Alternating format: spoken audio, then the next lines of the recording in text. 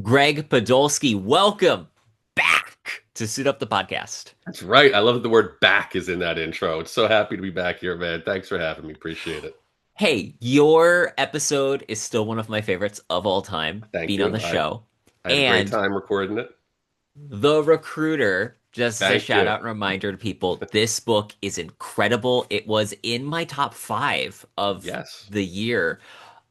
The hard part is I'm working on the list this year for like my top five books, and Just of throw it in course again. That's fine. It'll be I fine. I'm debating it just because I'm like I don't know if I've had a as high in my reading this year as The Recruiter was. So Really? high compliment to you. It persists in my psyche. Well, thank you very much for that. That's so much fun to hear because that's why any writer writes a book is because you just want people to enjoy it. You know what I mean? And you've been cranking them out too. I know. Thank you. We were talking right before you hit record. You're rushing to the finish line on number three. Is it right? Yes, so this is gonna be the third book I've published with Novella with Okay. Veritas. Veritas. Right. Like eighth book overall. Okay. But it's going to be very different than the rest of them, and that's where Ooh. I'm like, ooh, this is either going to be really great or fail catastrophically. As long as you like it, because hmm that's what I've always said. You write it for you, and if other people enjoy it too, then it's a success. If nobody else hmm likes it, then you have a book that's in the world that wouldn't have been there unless you wrote it and you get to enjoy it. So, hmm audience comes along for the ride, all the better, you know? Amen. And speaking about being along for the ride, this has been a podcast episode that has been sitting much like Lethal Weapon 5 in development hell for so long. Yeah, when the host and the guest both forget we even talked about doing it, that's kind of what happens, you know. But and shout out to Jeff Circle, who I tend to shout out almost every time I'm on any podcast because he's so amazing. It was his episode, which I highly recommend everybody hmm watch, where he debates whether or not to have or have not is better than Casablanca. By the way, Casablanca rules. Yes. And he's also going to be doing, I think, Maltese Falcon, right? I Yes, saw that. Maltese Falcon. It'll be out as of this episode airing. But we just recorded that one recently, and it's a hoot and a half. Oh, he's awesome. And I was watching you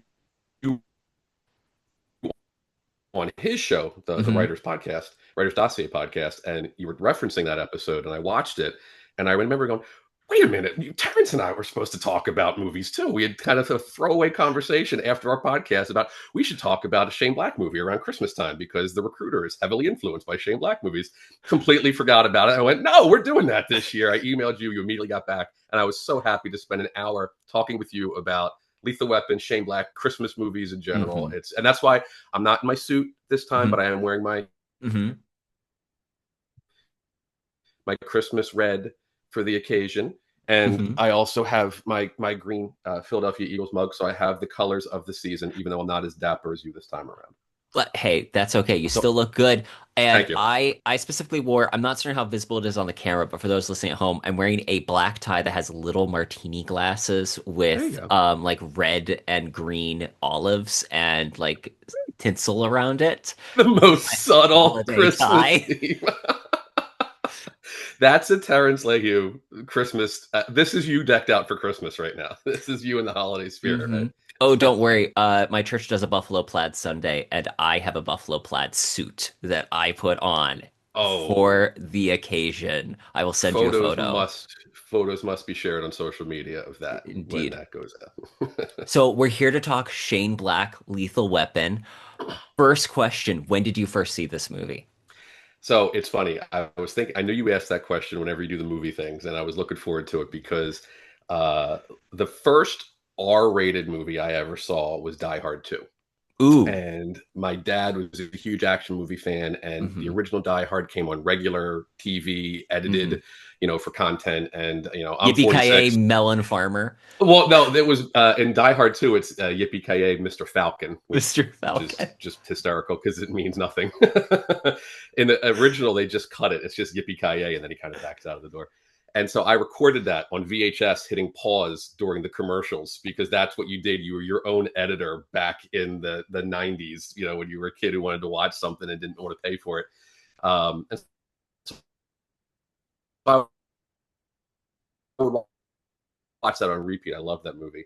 and like, oh my god, it's amazing, it's awesome. And back then, it took about a year for it to Hmm. hit, like a pay TV service. We had HBO, and I remember when it came on, I kind of I had like almost a PowerPoint presentation before PowerPoint was a thing to my parents as to why in eighth grade or whatever I was at the time, I should be allowed, maybe it was sixth grade, to watch an R-rated movie. I'm like, my Hmm. friends all curse. I've heard the words. It's just got violence, and you let me watch movies with violence. I can watch James Bond. There's no nudity in it, so you won't be embarrassed if you. And so when they realized that I didn't spiral into some pit of depravity because of it, they said my dad sort of started letting me watch other R-rated films, and Lethal Weapon was one of them. And I didn't Hmm. know until I watched it that it also was set at Christmas. And so that's sort of the Die Hard Lethal Weapon combo sort of Hmm. became my 1-2 starter appetizer course for the Christmas season. Hmm. After that, I would watch Die Hard. To me is still the Hmm. ultimate Christmas movie. It Yes. is a Christmas movie. It's not Yes. an action movie set at Christmas. It's a Christmas Hmm. movie. There will be no debate. I'm glad that you agree on that, so that this podcast can continue uninterrupted. Um, Lethal Weapon, on the other hand, is Hmm. an action movie set at Christmas, Correct. but Christmas is definitely woven through it. From Hmm. the opening, Jingle Bell Rock is Oh the opening with yeah. the credits. It starts, and it feels like you got that holiday sort of vibe in the background. So that's my history with Lethal Weapon. I was really curious how much the Christmas element of it was going to feel present in the Hmm. rewatch. And they couple good needle drops for Christmas Yeah. music. And one of my notes was the Christmas Tree Farm drug bust is Yes. so good. Like just what a visual great use of environment Hmm. for an action sequence. And there's subtle nods to it because Shane Black, Hmm. is he's done about 9 movies ish, something like Hmm. that, between a screenwriter and director, and I think about half of them are Hmm. set at Christmas. And he said he likes the juxtaposition of the holiday festive spirit where everybody's Hmm. supposed to be in a home and warm with family, and then this very serious, dire action thing is happening in the background. And he does it in little ways. I don't know if it was him or Richard Donner, the director, but even in the beginning scene Hmm. when Amanda Hunsaker, we kind of float in on her. She's high on the bed after the Jingle Bell Rock fades out, and she leans over the mirror to do the line of coke. In the Hmm. mirror is reflected little Christmas lights, and it's Oh. just such a little. Hmm. Here's a hardcore bad thing with this Hmm. festive, warm holiday thing, and he does little bits of that throughout the whole movie. It's very subtle, but it's definitely there. It's not his most Christmassy Hmm. action movie, but it's certainly throughout the whole thing. Yeah. I did make a note. My very first note of this movie is, in case you didn't know, this film was made in the 80s. A naked woman is doing a line of coke, and that's how the movie opens. And I'm like, yes, this is a Yeah. time and an era that does not Yeah. has not really repeated. But again, it is such a wonderful film. I first watched it. My dad. I thought I brought in the Blu-ray set. I got like the 4-pack Blu-ray That's set. what I have. Yeah. And I watched it for the first time with my dad, which definitely it was like the first hard R movie I watched with my father. So Okay. when the nudity comes up, there was that slight awkward moment, and my father's like, "Don't worry, son, I've seen them before." And just it was so cool because I was The getting to nudity? Yeah, experience. I agree. As a Yeah, it's kid, I so thought, cool. It was yeah. so cool to experience the film with my dad for the first time because he grew up on these movies. Yeah. He's probably slightly around your age range, perhaps. And so this was his like cool thing as a kid. And Richard Donner, like, oh my goodness, of a director. For those who don't know, Richard Donner directed Superman, the very Hmm. first one with Christopher Reeve, which is what Hmm. I think most people. He directed Goonies. And the better version of the second one, by the way, which was hacked Yes. up by the studio, Yes. but the much better version of the second one, Goonies. Yep, Hmm. absolutely. And my one of my all-time favorite movies, Maverick, which also Yes. stars Mel Yes. Gibson. And I'm just reminded, I'm like, Richard Donner is one of those he's one of those Yep. should be A-list directors that because he's not the auteur stylist, Right. doesn't get given that credit, but Right. really he does so much of what makes this movie good is the direction of it, not just the Well, great he's screenplay. he's the reason comic book movies are a thing. Because if Yes. Superman didn't work, there's Hmm. no Batman by Tim Burton. There's no MCU. there's no Blade. Like if Superman doesn't work, comic book movies are straight to video TV shows kind of thing. They're the bad But so Captain here, America from the 70s. oh my God, isn't that? I've never seen it, but I've seen I've the just seen the YouTube highlights. clips. It's just so awesome. That's definitely just a party watch. That's a drinking game waiting to happen. But one of the many Easter eggs that I remembered as I was watching the movie, and I was telling my wife, I originally watched it again last night. I've seen it many Hmm. times, more often the director's cut recently, but we had agreed to do theatrical version. And rewatching it, I hadn't seen the theatrical in a while, and I think I like it better than the Hmm. director's cut, which is often the case. There's a few director's cuts I think are better, Hmm. but more often than not, I tend to lean theatrical. And so I was watching it going, Terrence said I should take notes for this. I'm like, I don't need to take notes. I've seen Lethal Weapon like a dozen times. And I'm like, oh, I want to talk about that. I'll remember that. And then another thing happened. Oh, I should talk about that. I'm like, I'm 46. If this keeps going, we're only 10 minutes in. I'm not going to remember anything. So I got a notebook and I actually have it written right here. And a lot of Easter eggs and trivia Hmm. that I've sort of amassed over the years, Hmm. reading and hearing about this movie came to my mind. So I went onto IMDb and confirmed that I was right about a lot of it. And one of the cool things is, famously, the role of Riggs was offered to multiple different actors, Yes. one of which was Christopher Reeve. Richard Hmm. Donner wanted Christopher Reeve to be it, and he turned it down. And I remember when I first heard that going, oh, he couldn't have pulled that off. But then I thought of the drunk Superman versus Clark Kent fight in Yeah. Superman 3. I went, maybe he could have pulled off that dirty, kind of in slightly crazy cop thing. But all anybody would have saw is Superman in that Yeah. role. It would That's the it would hard not part. have it would not have worked. Shane Black wanted William Hurt, who I Hmm. think could have nailed the dramatic stuff, but Yeah. definitely was not an action hero. And the studio shot that down. And the most famous one is they offered it to Bruce Willis, Hmm. who turned it down. And then Mel Gibson was offered John McClane, who turned it down and it went to Bruce Willis. And the gun that is used by both John McClane and Martin Riggs is the same prop gun from both movies. Oh, Yeah. that's really cool. Yep. There's Like, so many diehard connections. Michael Kamen did the score for both. hmm. And speaking of music, you know how big I am into music. Yes. I mean, from the jump with the needle drop of Jingle Bell Rock, Eric Clapton, David Sanborn, and Michael Kamen Hmm. has to be the greatest trio ever Hmm. assembled for a noir action Hmm. film. I mean, the vibe Okay. that they create. Yes, that's the thing. This has such a perfect, it feels like a classic noir film Hmm. soundtrack that has basically Hmm. just been transposed to the 80s. Yep. That sweet saxophone playing in it just Yep. instantly sets the mood. The real subtle guitar kind of backing it Hmm. up. And then Clapton and Sanborn take a back seat for Kamen to do more of the action beats, when there's Hmm. the heavy stuff happening at the end. And that's the first one is really so different from the rest of the franchise. And Yeah.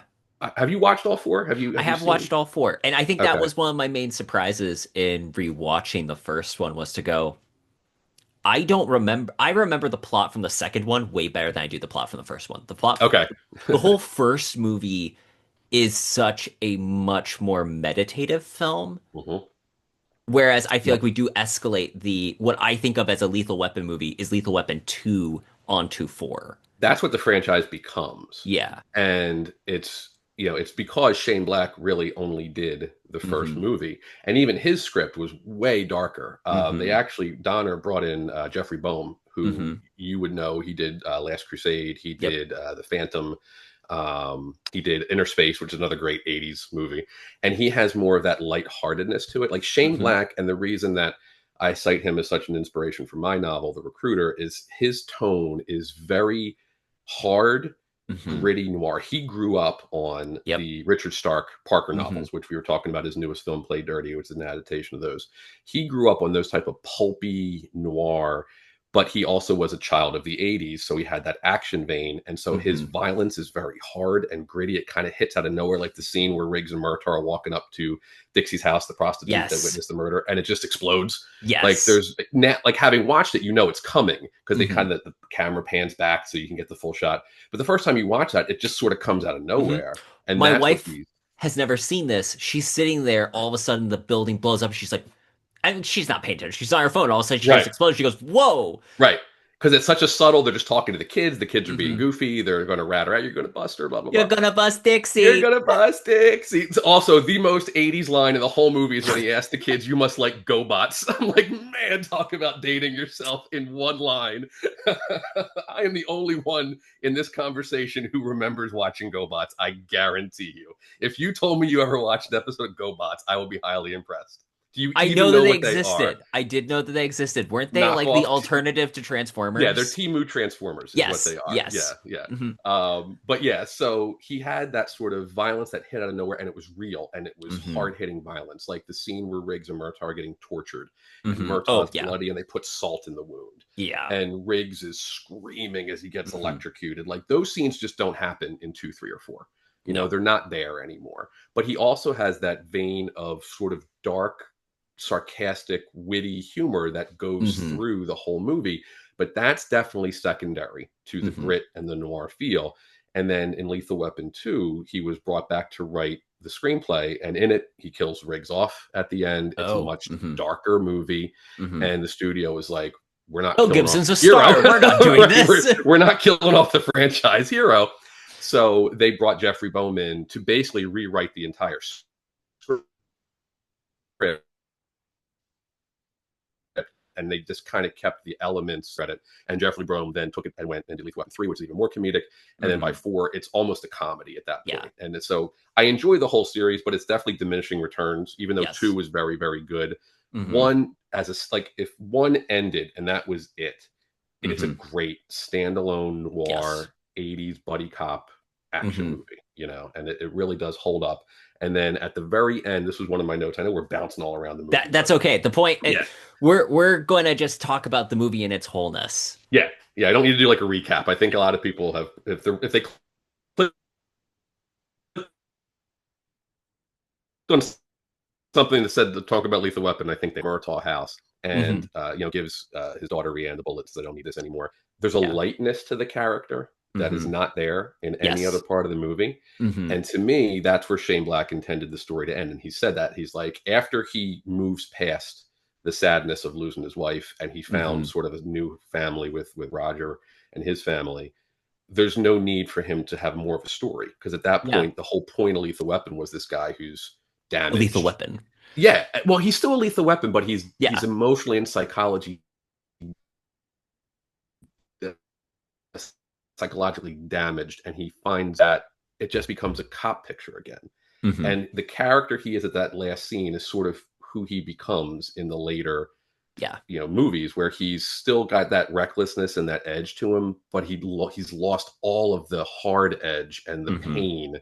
Yeah. Like that suicide scene with the Looney Tunes Christmas Carol in the background is Oh my intense. It's goodness. intense. Okay, so on that note, I have that written down here where this is a perfect example of show versus tell. Hmm. If that movie was made today, they would have cut that scene immediately because they're Hmm. like, it's too rough. We can't do that. We trigger warnings, literally. Hmm. Um, and they would have just immediately skipped to the scene where the psychologist is telling the boss he's Right. unstable, he's got suicidal tendencies, you need to take him off the force. Hmm. I love that this movie gives the show because it is such a great dramatic acting moment. Oh, And it's this is fantastic. why Mel Gibson is so good for this character Hmm. because he does a great job being the crazy. He has a great job of being the action, but he really can still deliver the actual staid dramatic moments. Yep, and another fun little Easter egg. He insisted on having an actual blank bullet in the chamber for that Oh, scene. wow. So when he's got it to his head and in his mouth, and the hammer's Hmm. cocked, there's a blank in there. And obviously, a blank doesn't have a bullet attached, but there is a Hmm. burst of air, and there's fragments. How Brandon Lee was killed on the set Hmm. of Crow. Like Hmm. that was dangerous. Yeah. That would never have been allowed. Like safety insurance would be like, no, no real bullet. But he thought it gave it more of Hmm. that, that Hmm. realness, that feel to it. And I also found out this, I did not know until I was reading my IMDb to proofread or proof check my own things. That scene is what got him offered the role of Hamlet by Kenneth Branagh. Oh. He saw that Hmm. scene and was like, I want you to be Hamlet, because it really, I mean, Hmm. he's bawling his eyes out. He's a broken man. And it's the same thing. The dynamic between Riggs and Murtaugh in this, to me is better than in any other Yes. one in the series because they're friends at the end and their Hmm. chemistry is there. It's there from the jump. Yes. It carries the whole franchise. Mel Gibson, Danny Glover, their relationship, their chemistry carries the whole thing. But in the first one, the scene after the jumper, which when I Hmm. first watched it, and they show nothing that there's a bag down there. I remember when you jumped off going, "What is happening? Is this movie over You're after like, half an hour? Like, you're just half an hour in. like what just happened?" And then they show the bag. I'm like, "All right, that's kind of a cheat, but it's also kind of Hmm. cool the way they did it." Because then I think thinking about like, oh, they would have a bag underneath the guy. Like, of course they would set that up. But then Danny Glover grabs him and pulls him into that store that's being renovated Hmm. and just Oh, like, good. oh, do you want to die? Yes or no? And they have this screaming back and forth. And you legitimately see the pain and Hmm. you think Riggs is crazy in that scene. I mean, Mel Hmm. Gibson does so much acting with his eyes in Yes. all of his films, but this one in particular, there is crazy in his eyes multiple times in this movie. And then Glover, the fear on his Hmm. face of I'm a 50-year-old man with a wife and 3 kids, and I got partnered with a guy who is legitimately insane. Like that dynamic of not Hmm. trusting each other, is he really crazy? Am I going to die? Just doesn't exist after the end of this movie. Yeah. And it changes the relationship. And it Hmm. changes it can make it into a franchise because you can't have that dynamic for 4 movies. Yeah. But that's what makes this one so special, is because both of them play that role and you see that build, you see it change. Hmm. And it's not linear. There's starts and stops. There's times when they're joking in the car and then they get to the house where the drug dealer is, and Riggs Hmm. kills him to save Roger, and he's back to hating him again. And then he Hmm. apologizes, and then he brings him to his house, and then it's his daughter. It's a back and forth where it's not. They sort of grow the relationship very naturally. And to Hmm. your point, in 2025, that doesn't happen. It's a No. straight line. It's a few scenes, and now they're friends. Yes. Like all that Quick real montage. life. Quick montage. We need a montage scene, right? That doesn't happen now, and that's why Hmm. that movie is so great and so unique. Yeah. Hmm. The also that scene where they're arguing inside the store. I love that it's this huge charged emotional moment, and then it ends with you're expecting Riggs to say something profound. He's like, "I'm hungry," and that's when it's I like, gotta "Oh, get this is the something to Shane eat. Black of it all." Yes. Yeah. And then the very next scene is him talking to the The psychiatrist on psychologist. the wonderful Yes. 1980 cell phone. Okay. I think I tried pulling the name on it because I wrote down this note, Morbia mobile phone Uh-huh. box. Hmm. I was like, I I literally was like, remember those honey, things. honey, this is the latest technology. And he's like holding this case. It's like, this could have gone to war. Yep. It did look like something they would have been carrying around in Saving Private Ryan, like to call in the mortar strike. Like, yeah. And it shows up a couple times. That was like, I had to be Mhm. early product placement because I think Gary Busey uses it in one of the scenes on the helicopter talking to the bad guy. Also Canadian Mist. I don't know if that's still a Yes, beer brand, but it when he is. offers him, he's like, "Do you want a Canadian Mist?" I was thinking, is this like a weird Sierra Mist like and Sprite renamed themselves Yeah. more times? And then you see during the chase at the end this giant billboard in the background for Canadian Mist. Canadian Mist. Yes. And then Richard Donner put his own little plug in the background on the theater marquee as The Lost Boys, this year's biggest hit. The funny thing is, The Lost Boys hadn't come out yet when that movie was made. When it came out when the movie was released, but when they were Mhm. making it, it hadn't been released yet. So that was his own little plug for go see my movie, The Lost Boys, this year's biggest hit in the background of the marquee. I love things like that. Right? Okay, another note that I specifically had was we are introduced to Murtaugh in the bathtub as his children are wishing him Yeah, it's happy weird. birthday. And I'm like, That's is weird. that Greg? I'm a Is this parent. how That's weird. you want to be wished your No. happy 50th? Is your family rushing into you in the Nah. bathtub? No. And like first of all, I don't take baths either because I'm an adult. So that's the fact that he's even in on a work day On too. a work day? Like he gets up and goes to work. Like I'm happy if I have 10 minutes in the morning to shower on a typical work day, let alone draw a bath, sit in the bath, soak in the bath, let my family come in and wish me happy birthday, almost pull my teenage son into the tub with me as a joke. That whole scene is very much written by a young Shane Black who has never had children before and thinks this is what people do in suburban America. Because it's just, no, that's not. Of all the things in this movie that you have to suspend disbelief, that's probably the biggest scene right there. That does not happen. And then they go back to it again. I think in the third one when he's retiring, they come in with the retirement cake. The the other note that I specifically made here, because to your point, Shane Black's a big fan of pulp novels. Yeah. I felt like a lot of elements from this is the modern exposition of that idea of the World War II vet, where it's the things from his past, the Hmm. consequences of the war, but in this case, it's the consequences of the Vietnam War. Hmm. And it was fascinating to see that dynamic play out. Like when you see the kid points at the special forces tattoo Hmm. on Riggs's arm, and that was Hmm. the moment it kind of clicked to me. This is because I feel like this is trope now. We're just used to, oh, every action movie, the bad guys are mercs. They're Right. some kind of former special forces, etc. But I don't know if this was as much a thing in like films pre 1980s. And even at that, I know that was a thing in a lot of pulp novels where it's like, oh, the World War II specialists that Hmm. decided to keep fighting. Yeah, And it's this is the interesting modern version of that. because the Vietnam thing is totally dropped in subsequent films. That's Hmm. never mentioned again, but it's such a huge part of this movie. Hmm. And I mean, you figure this was filmed in probably 85 or 86. The Hmm. Vietnam War is 10 years old when they're filming this. I think Black wrote the script in 85. So Hmm. it's 10 years old. I mean, it's a blink. And both characters were in it. I mean, the bad guys were from it. Hmm. And you just totally abandon that that subplot, that backstory of these characters as you go on, because to your point, the further away you got from that war, the less it was on the public's mind. But it was very much a part, to the point where they aged up Mel Hmm. Gibson for the role, because he was only Hmm. 30 when he shot this.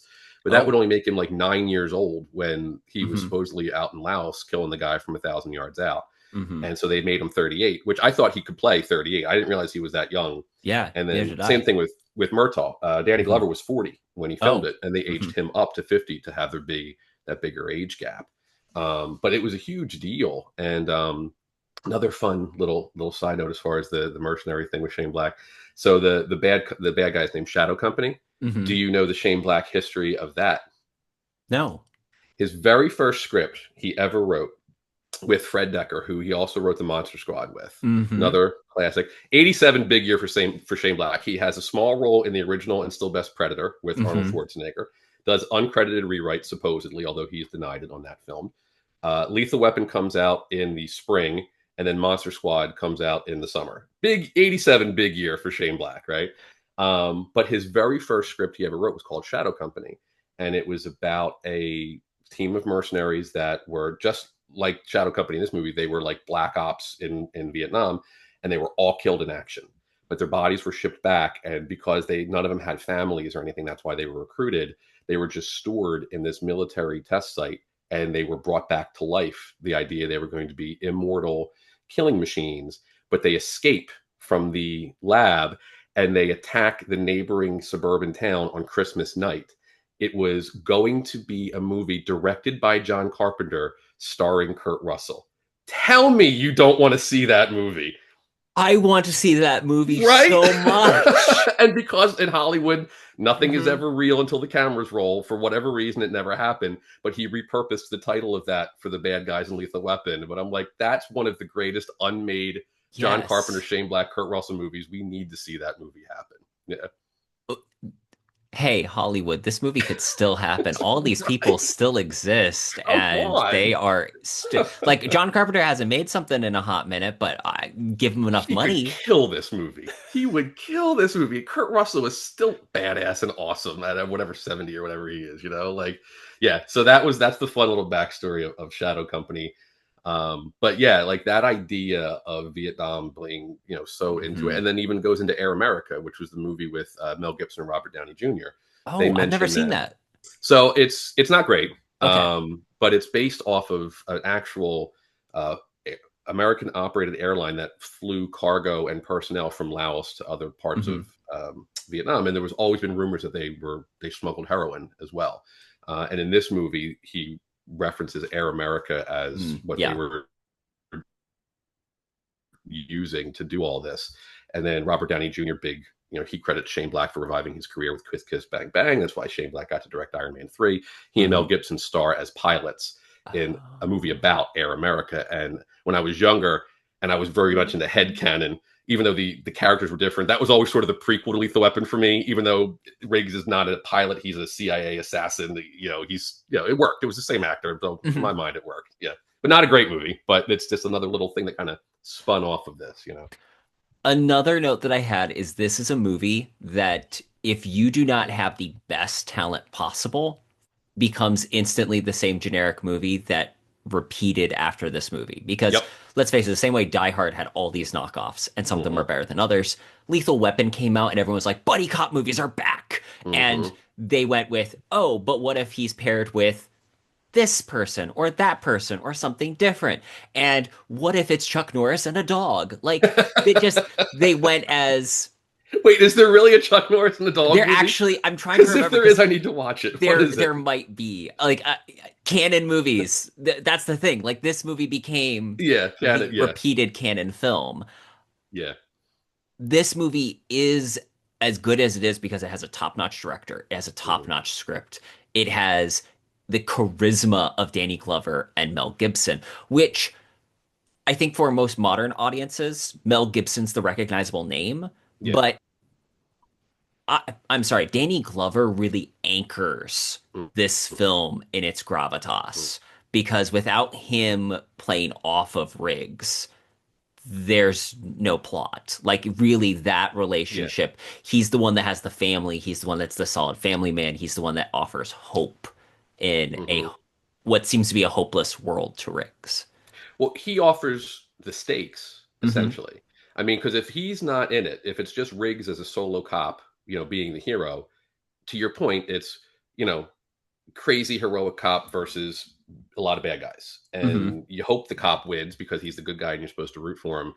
But that's it. That's the only stakes. Is we hope the good guy wins. Danny Hmm. Glover makes it that when they kidnap his daughter, you don't want him to lose her. You don't want him to lose Hmm. the life he's built because of this guy. Like he makes it relatable to most of the audience that are watching this. Like if everybody would want, like all the guys in the audience, want to be Riggs, but most of them are Murtaugh, right? Yes. And so they're the one that you can relate to, and you're like, I don't want him to lose everything, but he needs this guy, and that's how Shane Black originally he's described it. He used the thing about the World War II that he's always described Riggs as Frankenstein's monster.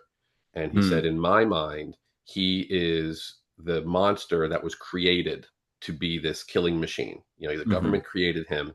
And then when his job was done, he became an outcast. And it Hmm. was, that skill set doesn't translate to polite Yeah. society. And he becomes this thing that lives in a cave, but he knows there's still darkness in the world. And when that rears its head, they need the monster to come save them. And Hmm. that's the scene in Murtaugh's living room after his daughter is kidnapped, when it's very awesomely bathed in the light of the Christmas Hmm. tree. And he's like, we got to get bloody on this. We're going to do this my way, and Murtaugh is like, I know I won't miss. Like you see him kind of like, okay, I have to do it his way now. Whole time, I've been trying to get him to calm down so that we can just be cops. And now it's real and I need what he can do. And Hmm. it's that whole switch that if Murtaugh isn't there, you're right. It's just Riggs getting a sniper rifle and going after the bad guys, which could be fun, but is forgettable, right? Hmm. Yeah. The I'm curious for your thoughts on this because I've recently posited. Do you ever see the Jack Reacher show that Oh, came love out it. on Amazon? Yeah. The, f- Fantastic. Fantastic. The first season, The best. especially The best the season. best Yeah. season, Yeah. they film so much of it where because of the way they're playing with angles to even make Alan Richardson look Look bigger, bigger. Yeah. um, he is the monster in the Yes. movie. And Hmm. it becomes I feel like though to a large extent, noir and horror kind of have this interesting intermingle because the very Hmm. first, so the Maltese Falcon is considered like the first film noir. Hmm. It is filmed, the like person that did cinematography for it is one of the guys that did the Universal monster movies. And Oh. so a lot of those stark black and whites in the Hmm. film are intentionally because that's the way that he did things for the Universal monster movies. Interesting. And that's, I think thematically, what's interesting is how that carries over into a lot of noir in both fiction on page and on screen, where there is this level of there's a monster. And it's a question of, are the heroes going to become monsters? Are the heroes monsters? How monstrous is the world? Like Hmm. that interesting interplay. Because then you get Mr. Joshua, who like we're introduced to the scene where he puts the lighter as like Here, right? held, It's and such he's a like great. he's proving that he has discipline. He's not going to go off the Right, rails. It right. reminds me of Thunderball. When Emil Largo introduces, I can't remember what the character's name is. It's not Mr. Joshua, but it might as well be. I'm trying to think. Oh, I know who you're talking about. The big, tall, Yeah, the big tall China blonde blonde guy. dude. And he's Yeah. like, What does he he do does with him? not, he does not fail. He does Vargas. not, yes. Vargas. He's Yeah. like, he does not make love. And he's like pointing out that this guy is so inhumanly capable of just being a badass and yet dies like almost instantly I say when he shoots him with a spear gun on the beach yeah, or Bond something, shoots him with a spear gun. He's like, right? recover from that. Um, At least Joshua gets a badass fight scene in death yes. at the end, Like that's a Yes. great classic iconic fight scene. So my one note though with that scene, and I have been spoiled because I've grown up with the John Wick movies. Hmm. This is very shot differently than it would Yeah. be today, and is probably my one like producer note. I would I would enjoy seeing this scene filmed in a more cinematic fight. But again, it's 1980s. The expectation Right. is not that this is going to be a huge martial arts sequence that we're going to get the blow by blow in the same way a John Wick film is. Hmm. It's the 1980s. We have quick shots and cuts. We have it in the rain. We have Hmm. stylized lighting. The lighting on that scene is not a lens flare, but I don't know what it's called. It was amazing. Yeah. Well, the idea, and I like that scene, and to your point, and to defend it a bit, another trivia bit for you. That scene was actually 4 minutes longer, and in the Wow. final cut, they Oh. determined it was Mm-hmm. too long, and Mm-hmm. so they chopped out, but they didn't chop out a 4 minute section. They sort That of makes picked sense. and it added up, which is why it It looks choppy. And feels there's some okay. continuity errors, like Joshua falls into Mm-hmm. the light post, and then all of a sudden Mm-hmm. he's swinging it like a Yeah. club, and it's like you can connect the dots. Like I guess he picked it up, but there's a scene where he grabs it, and so that's why it looks that way. Okay. That makes more sense. They actually shot it over the course of 7 days, dusk till dawn, 7 straight days of fighting, Wow. and they incorporated three different martial arts styles into it. So, and it was mostly Gibson and Busey. There was a few Mm-hmm. stunt doubles, but it's mostly them. But yeah, I like that scene, and the first one in general. We talked about it when we talked about the recruiter. Um, it's definitely hyper reality, right? Mm-hmm. Like Yes. there's this doesn't happen in normal police precincts, you know. But I like the first one because of the four, it is the most grounded in reality. First of all, Mm-hmm. Los Angeles looks dirty, and the Yes. other ones it's very sheen and clean and shiny, Mm-hmm. right? It's Even movie the Los Angeles. it's movie Los Angeles. Even the police precinct changes to become Last Action Hero is, like that's very glossy, like it's a Fortune 500 police station. It's what Eddie Murphy walks into in Beverly Hills Cop. Um, the first one, it just looks like it could have been pulled from NYPD Blue or The Wire. Mm-hmm. Like it looks like a police station. There's trash on the ground. There's strip malls. Like you see the dirt and grime Mm-hmm. of LA.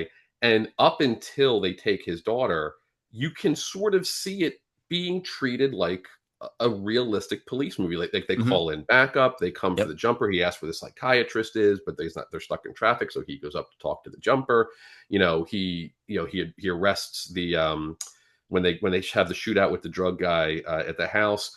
They wait there until nighttime so that forensics can come and take the body and clean everything up, and like it's all things that you go, okay, this sort of feels real. And Mm-hmm. even that fight scene at the end, the cops are all around him, and there's those couple cuts to Murtaugh going, I know this isn't right, but I'm Mm-hmm. in charge here, and this is his arrest. The guy killed two of our Mm-hmm. men. You could see a cop doing that. And like Mm-hmm. in 2025, that would be on social media. That fight, somebody would have reported Yes. that.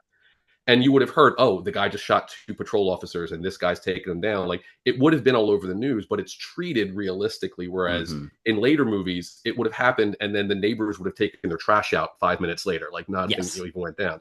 So I did like Marvel the way quip. this, yeah, verbal quip, move on. Right. Next scene. I liked how this movie sort of Mm-hmm. grounded things while Yes. still obviously being a movie that would never really happen in real life, Mm-hmm. And that fight is a great example of it. They really do a good job of making it feel real to the Hmm. extent that a movie feels real. I Right. like that when we show up to Dixie's house, it looks like a kind of rundown-ish place Yeah. and neighborhood, which again, Yeah. it instead of only the glossy part of LA. Hmm.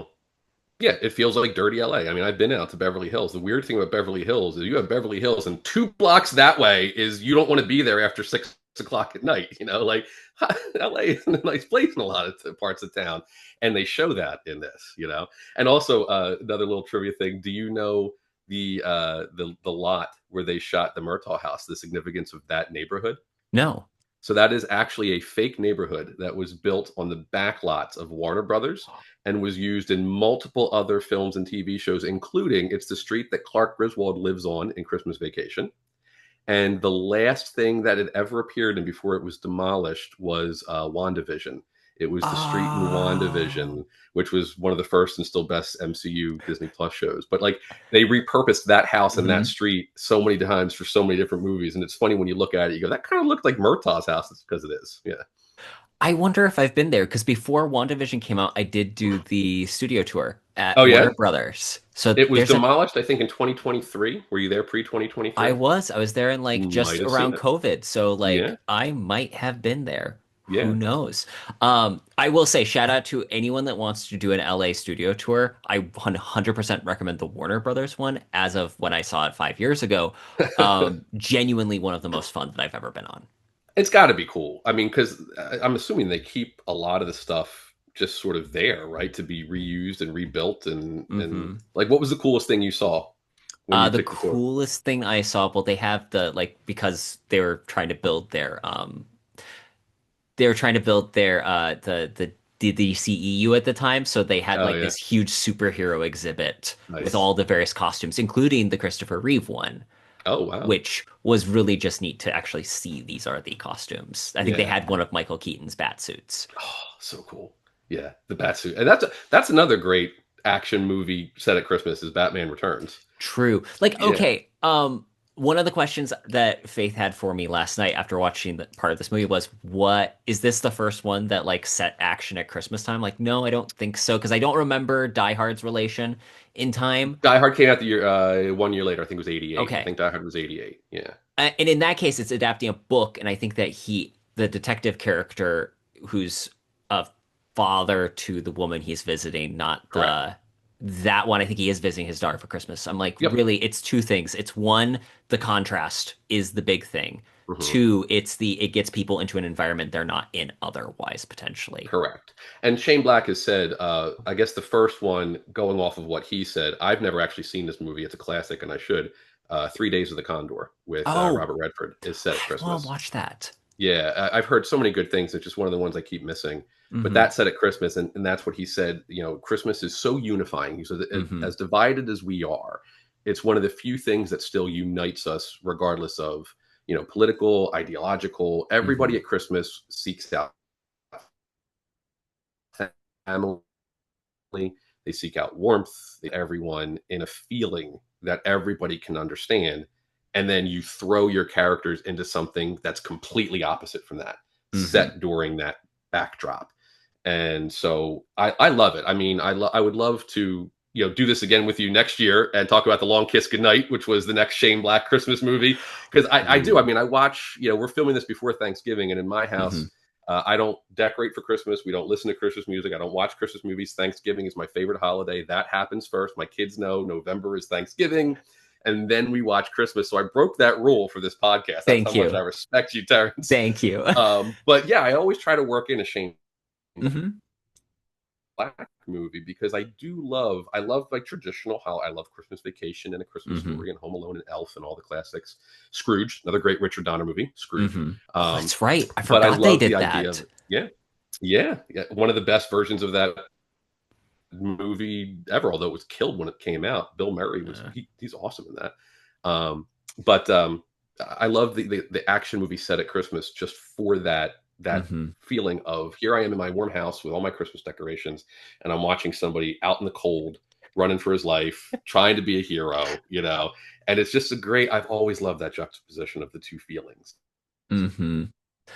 What's your favorite scene in Lethal Weapon, if you can pick one? There's a lot. I think the one, probably the suicide attempt on Yeah. the couch, just because it's such, to your point, it's an instant glimpse into who this guy is. Hmm. And it makes everything he does, you care about him more because of that one scene, because you know he's hurting Hmm. inside in a very real way. You know, he's got a lot of pain. And Mel Gibson just absolutely, I mean, think what you want about him. He's had a lot of issues, obviously, later in his career. But take the person out of it and look at the performance. It's Hmm. fantastic. I mean, for an action movie, it doesn't surprise me he got him Hamlet. I mean, it's one of Yeah. the most dramatic things in an action movie that I've ever seen. Shout short of perhaps Stallone's breakdown at the end of First Blood. I mean, that's Yeah. the only other thing that comes close. You know. Hmm. How about you? I think that the Christmas tree farm, just the that because I think that as like I was thinking as a short story, this works on its own too. Like Hmm. just from end to end, it's a good noir. It's got really strong Christmas flavor. Hmm. I love when the drug dealer's like, I'll give you your best, biggest tree on the lot, no For charge. nothing.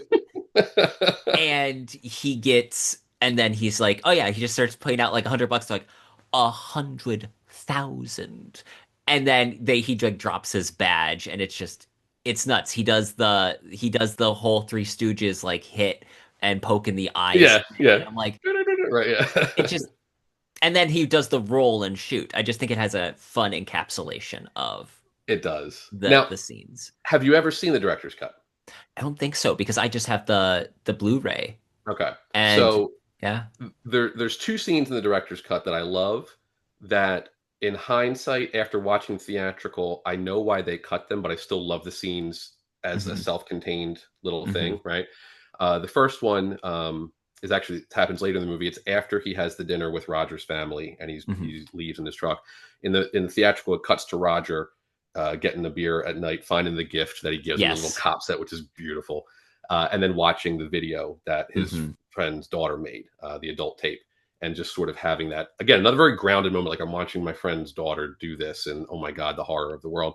Yeah. In between, there's a scene where Riggs stops outside of a strip club on his way home and picks up a prostitute, and all he Oh. wants her to do is come home and watch Three Stooges with him, and that's the scene.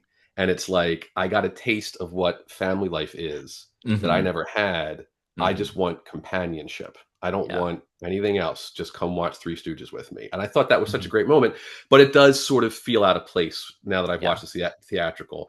The other one is, and it sort of leads to kind of a continuity error, but not really, because you Hmm. can justify the line later. But before the Christmas trees lot scene, there's a scene where Riggs takes out a sniper who's shooting kids at a school playground. It's the Oh. first thing you see him do after he wakes up naked in his trailer, right? Oh. Is he gets a call and he Uh-huh. walks up and there's cops all hunkered down, and it's sort of like the jumper, like, where's SWAT? Oh, they're on their way. Hmm. They got held up, something. Hmm. And he's like, how many has he done? And they literally show kids' bodies on the playground and a wounded cop who's been shot in the leg and Hmm. this crazy sniper from a window just shooting almost at random. And he just walks up right into the line of fire. The guy shoots all around him, misses, and he insults him and he pokes his head out and he just unloads the clip of his Beretta and takes the guy out and then walks back. And that's Hmm. that's the introduction to Riggs. It's a badass scene. And in a later scene, when he and Murtaugh are walking through the parking garage after they first get introduced, Yes. Murtaugh makes the comment, "I heard about your little stunt the other day. Very heroic." In the theatrical, you assume he's referring about the Christmas tree Yes. farm. And in my head, that always bothered me because I'm like, how How is that heroic. heroic? Like, I like the Christmas tree farm as an introduction to Riggs better because it's Hmm. just him being a drug cop, because that's what he is at the Hmm. start. He gets transferred to homicide because of that, Hmm. because of the psychologist thinking he needs to get into a less stressful department. But he essentially just shoots a bunch of guys and almost murders one of them in cold blood at the end. Like, it shows how unhinged he is Hmm. and it's not really heroic. The sniper scene is heroic. That doesn't show him being crazy. You could Hmm. have a non-psychotic hero cop trope character walk up and do the exact same thing. Yeah. And then the line applies. But that's not who this character is. This Mm-hmm. character is the unhinged Three Stooges, reciting lunatic in a Christmas tree farm. Mm-hmm. And by the way, one of the three guys that he takes out is the father of Anthony Kiedis, who's the lead singer of Red Hot Chili Peppers. Oh, that's cool. I don't know which one it is. I just know one of them is. I think it's the dude he almost kills at the end. He just looks like Anthony Kiedis to me. It could have been any one of them. I don't know. But I think that that's part of what I like though about the end when he's like, you know what, Murtaugh? It's like, Roger, I'm not crazy. I'm not crazy. And Yeah. I just love how again, it's the dialogue wrapping around when he's like, if you think that I'm gonna eat that by my wife's terrible cooking by myself, then you're Yeah. crazy. And he's like, you know what? I'm not crazy. And it's a great subtext while also just it's a good grace note in the Yeah. script. Yeah. And it's very much because I never thought of him as crazy. Hmm. Like, I think of crazy, I think of like Nicholson in The Shining, right? Yes. Like, that's crazy on film to Hmm. me. He's just broken. Yes. He's and like, I think he says the line in that store scene we're talking about where he says, "Do you want to die?" And he's like, "I ain't afraid of it." Like, he Hmm. doesn't answer yes, but he's like, "I ain't afraid of it." And that very much to me, he doesn't have a death wish. Hmm. But if it happens, so what? Like when he's telling the guy in the Christmas tree farm, "Just shoot me, shoot me, shoot me, shoot me over." Like, Hmm. I don't think that was a bluff. I think he Hmm. wanted him to do it, and when he didn't, it's almost like, fine, all right, if you're not going to do it, boom, I'm Yeah. done with this. I'm tired of it. But I think in the moment, it was like, just do it. Just I can't Hmm. do it myself. You do it. Hmm. And so he's not crazy. He's just damaged. And at Hmm. the end, he's found his redemption, and he's not anymore. And again, had the series ended there, it's a great movie. I mean, 48 Hours is really the original buddy cop action Hmm. movie, but that one was definitely heavier on the action part of it. This one leans a little more into the humor, but this one really launched it. I mean, Yeah. Lethal Weapon, buddy cop became a thing, and it just took off between the sequels, and then Jackie Chan and Chris Tucker in the Rush Hmm. Hour movies, and I mean, you name any one of the ones that they've paired up together, and it really all does come down to Gibson and Glover. If they're not as good as they are, and that's all from the casting director, Marion Doherty picked them both. She had Hmm. seen him in Danny Glover in Color Purple. I don't know why Hmm. she picked Gibson because he really wasn't big at the time. He'd done like No. Mad Max and Gallipoli, a lot of like Australian stuff, This was his and big break in the his US big break. market. Yeah, and they flew them both in. Gibson was in Sydney, and Glover was in Chicago doing a play, and they flew them both into LA to screen test off of her recommendation. And off of that one screen test, they cast both parts, and that was it. Off to the races. Wow. Yeah. The one question, like drawback-ish, I have besides the quick edits in the martial arts sequence, Hmm. do you feel like I feel like it works. The the conspiracy mystery cop, the drama of the bad guys Yeah. feels like a very understated through line until Yeah. the very end, Hmm. which I feel like is something they alternate then in the next films. Number two, it gets the bad guys have more presence throughout the Yes, entire for plot. sure. Yeah. But how do you feel about the heroin trade as like this mystery that they're unraveling? Because this is also really the biggest mystery one where they're trying to do the cop stuff and piece the parts together. Yeah, they're actually solving a case. Yeah. Like they don't do and 2, 3, and 4, it's just let's just go shoot stuff, let's blow that up. This actually is a homicide they're trying to solve. And then I'll get to my little nitpick too. Um, I've always considered almost in all of the movies, but in this one in particular, the villains are almost a plot device Yeah. because the story isn't solving who killed Amanda Hunsaker Hmm. or will they stop the heroin from coming in. That's secondary to will these two learn to coexist and Hmm. will Riggs be redeemed? Yeah. That's the story of Lethal That's the Weapon. story. Yeah. But you can't, if you don't have the heroin shadow company, Hmm. you have a drama. Yeah. And this isn't a drama. So you need Hmm. bad guys with guns and you need something for them to stop. And so it's almost like they just came up with, let's use this idea of Air America. We've all heard this story. They were smuggling drugs. What if that was real? Let's bring the Hmm. Mercs in, tie it to Vietnam, make it very kind of topical. But it's all to serve the end goal of that final scene between him and Murtaugh outside of his house on Christmas night.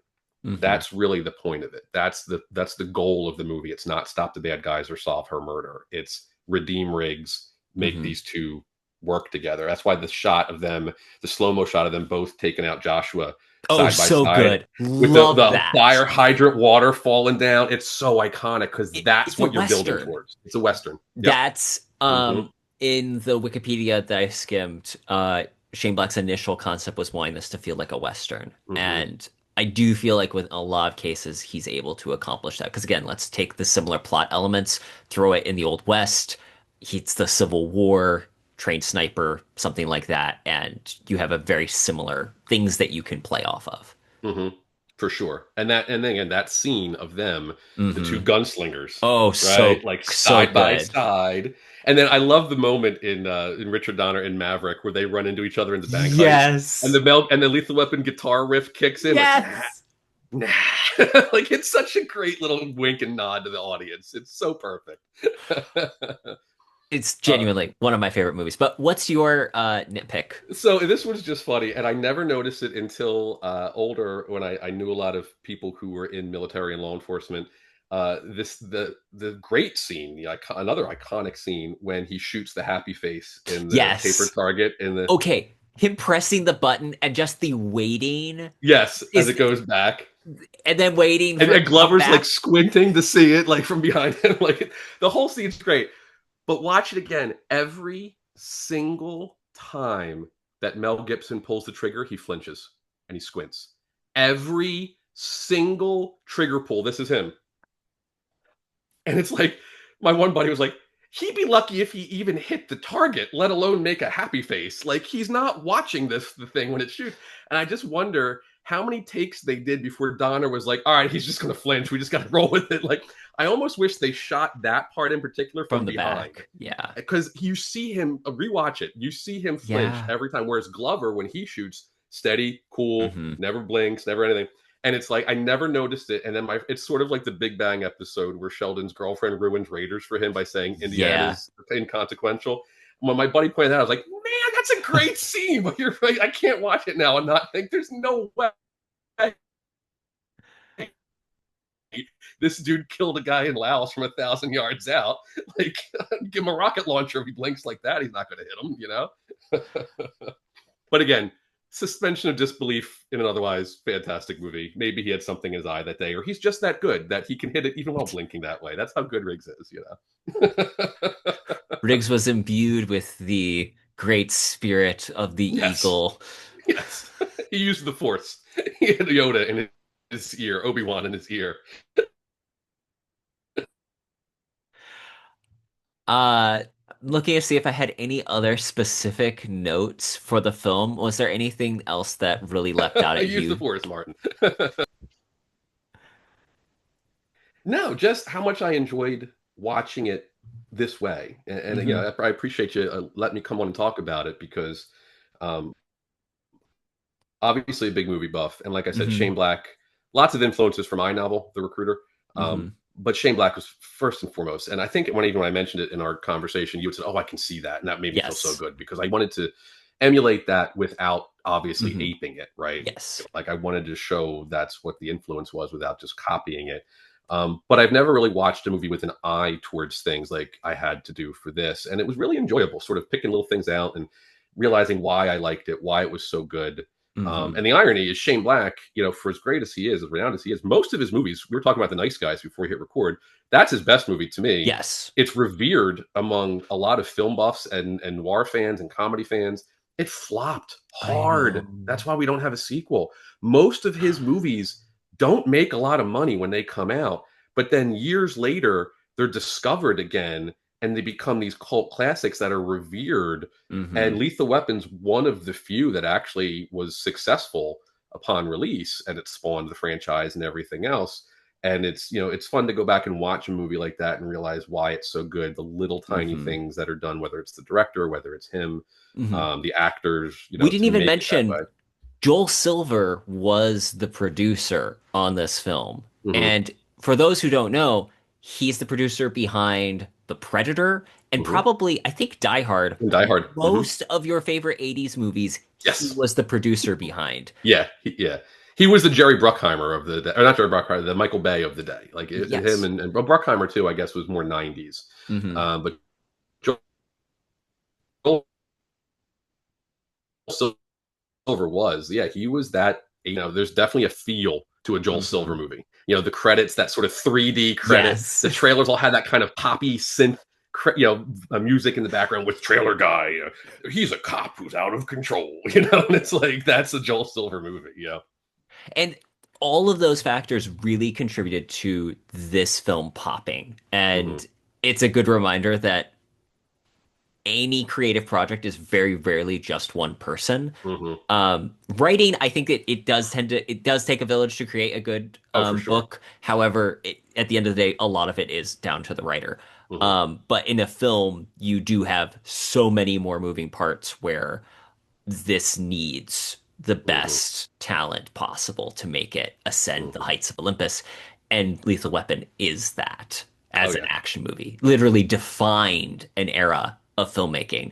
Hmm. And I think that's part of what I miss is when I see a film that today they'll make an action movie and it's like, oh, I'm getting reminders of what Lethal Weapon is because they're trying to just repeat rather than. I think what makes The Nice Guys work so well is it doesn't feel like it's just trying to, this is the same formula that you've had before, Hmm. regurgitated. Whereas so many other films that sadly, even once they're successful, are just, oh, you remember this? We're going to do that again. Hmm. Dial Yeah, of Destiny. modern movies just feed the algorithm. Hmm. That's what it is. And Shane Black, after his couple string of hits in the beginning, really was about subverting those expectations. Yes. The Nice Guys in particular, so many scenes in that movie that you expect one thing to happen because you've seen it that way in so many other Hmm. movies, and then the exact opposite things happens, and that's what makes it so great. I also think that's why most people didn't show up for it because in the trailer it's all things like you're expecting this beat that we all know, Hmm. and then it doesn't happen.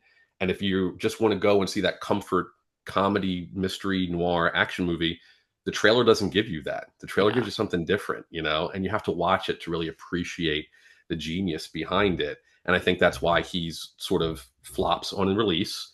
And then Hmm. people talk about it, like people like you and me, and people catch the video and, oh, let me go watch this. Like, he's really good. And he's always made the joke. He was like, I'm happy because I'm grateful for that, but I'd like to make a little bit of money when they come out. Greg, this has been a lot of fun. So much fun. What do you have cooking on the background? People, obviously, Christmas for your Yes, thriller fans, get a copy of The Recruiter. please. Also, shout out the audiobook is fantastic Oh, in addition yes. to the physical copy. But what do you have going on? What do you want to plug? Where can people go learn more about you? So definitely go buy The Recruiter. People ask me all the time about the sequel because it's set up for one. In my head, it's a franchise. My Ah, publisher has had the sequel since before this book came out last year. But publishing is a business, so they need to see certain amount of sales numbers before they say, yes, we're going to put it out. I've been told they really like it and they want to. But as our mutual acquaintance Rob Hart has said, there are only a handful of things that can make a book really break out, and the author controls absolutely none of them. yes. So everybody go buy The Recruiter so you can see the sequel called The Candidate. I actually think it's a little better than the first one. I love it. But while I'm waiting for the book gods to smile on me for that to happen, I do have another book that's my agent has, and we're trying to get around. Ooh. It's a little different. It's more of a literary thriller. Mm. It doesn't quite have the humor that this one Hmm. has. I like it an awful lot. It's a much shorter book. Hmm. It's kind of a passion project of mine, and I'm really Okay. hopeful that somebody Hmm. will see that and pick it up. And then I'm writing another book right now that is completely different from anything I've ever done. That is also, I don't want to call it a labor of love because Hmm. it's not a labor. I'm enjoying the hell out of it, but it's written from a very personal place. Yeah.